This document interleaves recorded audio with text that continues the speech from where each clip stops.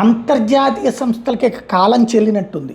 ఒక్కొక్క దాంట్లోంచి ఒక్కొక్కళ్ళు పోతుంటారా, మొత్తం గందరగోళం జరిగేటటువంటి పరిస్థితి అయితే ఉంది. ఇప్పటిదాకా ఐక్యరాజ్య సమితిలో 193 దేశాల సభ్యత్వంతో ఉంటే ఇప్పుడు ఐక్యరాజ్య సమితి నుంచి అమెరికానే బయటికి పోవాలన్నటువంటి ప్రతిపాదన అయిపోయింది. వరల్డ్ హెల్త్ ఆర్గనైజేషన్ నుంచి బయటికి వెళ్ళిపోయింది. అట్లాగే వివిధ దేశాలకు సంబంధించినటువంటి కూటమిలో ఒకప్పుడు G8గా ఉన్నటువంటి దాంట్లోంచి రష్యాను పంపించేసి G7 అయింది. ఇప్పుడు అందులోనేమో G8గా మళ్ళీ రష్యాను చేర్చుకునే ప్రయత్నం జరుగుతుంది.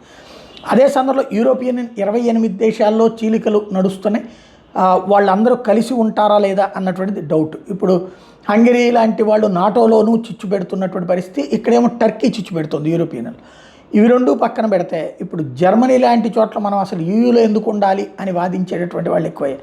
ఇప్పుడు ఏఎఫ్డి ఏదైతే అక్కడ రైటిస్ట్ పార్టీగా ప్రకటించుకున్నటువంటి ఏఎఫ్డి ఉందో, అది తాజాగా ఎన్నికల హామీ ఏంటంటే తమని గెలిపిస్తే ఏఎఫ్డి అధికారంలోకి వస్తే యూరోపియన్ యూనియన్ నుంచినే బయటకు వచ్చేస్తాం, ఇది ప్రకటించింది.